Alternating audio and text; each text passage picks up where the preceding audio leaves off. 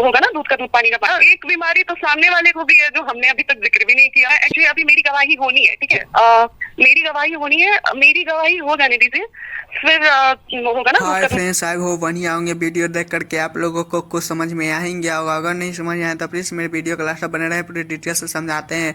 ज्योति सिंह पवन सिंह का तलाक मैटर के बारे में आप लोगों से छिपा हुआ नहीं है। सोशल मीडिया पे ये दोनों का ज़्यादा ही विवाद हो रहा है, और इसमें से एक अक्षर सिंह का भी नाम लिया गया है। खैर, अक्षर सिंह को हटाते हैं। आपको पता ही है कि कोर्ट से बड़ा फैसला आ चुका है। पवन सिंह ने क्या क्या ज्योति सिंह पर आरोप लगाए हैं, इसका लिस्ट भी आया है। मैं बताता हूँ, पवन सिंह ने आरोप लगाया था कि ज्योति सिंह नशा करती थी, और पवन भैया से पवन भैया ने बोला कि गोली भी पेट में लगा हुआ, जिसका शिकार ज्योति सिंह ने किया है।